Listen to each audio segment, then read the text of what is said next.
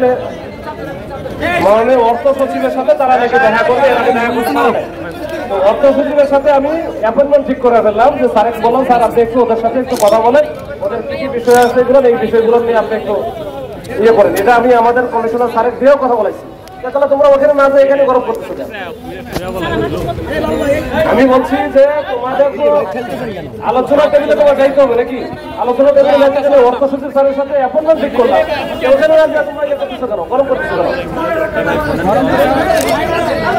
তুমি তো বললা যে অর্থ সচিব স্যারের সাথে কথা বলা শিক্ষা মন্ত্রণালয় যদি আমাদেরকে নিয়ে বসে তাহলে এটা সমস্যার সমাধান হয়ে যায়। আমি একটু বলি, এখানে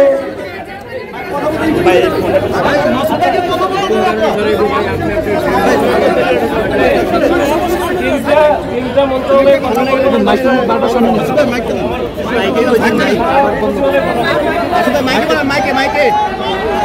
আচ্ছা, আমি এখানে যারা এই যে আউটসোর্সিং এ যারা আছেন সবার উদ্দেশ্যেই বলছি, আপনারা এর আগে যতবার বলছেন যে স্যার আমরা একটু সচিবালয়ে যাব, সচিবালয় সংশ্লিষ্ট দপ্তরের সাথে বা বিভাগের সাথে আমরা একটু কথা বলবো, কথা বলে আমাদের যে বিষয়গুলো আছে এই সমস্যাগুলো আছে তারা সমাধান করতে চাই। তো আমরা তো চাই সবসময় হচ্ছে আলোচনার মাধ্যমে শান্তিপূর্ণ উপায়ে সমাধান করা। এখন আমার সাথে তোমার তার কোনো পুলিশের সাথে কোনো ঝামেলা আছে বা শত্রুতা আছে, তাহলে আমি তো এখন তাহলে আমরা কেন তোমাদের সাথে আমরা ঝামেলা করতে যাবো?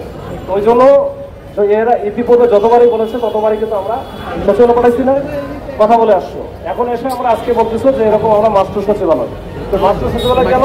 যে অর্থ সচিবের সাথে নাকি তোমাদের দেখা হয় নাই বা কথা হয় নাই। আচ্ছা, কথা যেহেতু হয় নাই, আমি কিন্তু ওইটা সকাল থেকে বেশ কয়েকবার ট্রাই করে আমি কিন্তু অর্থ সচিব স্যারের সাথে অ্যাপয়েন্টমেন্ট নিয়ে দিচ্ছিলাম। প্রথমেই বলছিল 2টার মধ্যে যাইতে, এর মধ্যে তোমরা গেল না।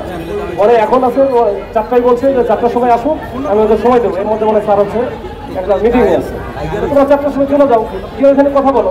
তুমি অর্থ সচিবের সাথে কথা বলো, কথা বলে যদি মনে হয় যে আরো কি একটা মন্ত্রণালয়ের সাথে কথা বলতে হবে সেখানে কথা বলতো, সমস্যা নেই। তাহলে তোমরা ওটা না করে এখানে গরম করতেছো কেন? এখানে যখন রাস্তায় নামবা তখন কি আমি রাস্তায় নামতে দিব বা দেওয়া উচিত? আমি তো তোমার জন্য সবই করতেছি, তো তাহলে রাস্তা নামবা কেন আমার বলো?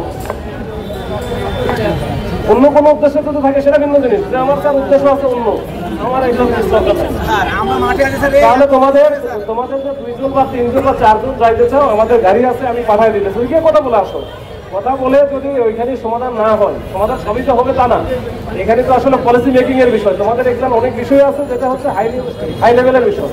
এটা সচিব মহোদয় যদি না পারে, সে বলবে যে আমাদের উপদেষ্টা সহ আমাদের প্রধান উপদেষ্টা বাইরে আছে, উনি আসুক, ওনাদের সাথে কথা বলে এই বিষয়গুলো আমরা ঠিক করবো। 2 হাত জোর করে যে অন্তত পক্ষে আপনি আমাদের এই দাসপ্রথা রক্ত চোষা জোট থেকে আমাদেরকে মুক্তি দিবেন, তাই লাগুক আপনি ক্ষমতায় থাকবেন, এটা নিয়ে আমাদের কোনো মাথা ব্যথা নাই। আপনার যদি 5 বছর লাগে আপনি থাকবেন, ইনশাল্লাহ আপনার সাথে শ্রমিক আছে। আপনারা জানেন সারা বাংলাদেশ থেকে আমার যে সকল ভাই বোনেরা আজ ক্ষুধায় কাতর, যারা 18 মাস 23 মাস বেতন পায় না, ঠিকাদার দ্বারা প্রচালিত হচ্ছে, ঠিকাদার কাজ করাচ্ছে, কিন্তু ঠিকাদার কিন্তু এই পর্যন্ত বেতন না দিয়ে চলে যাচ্ছে।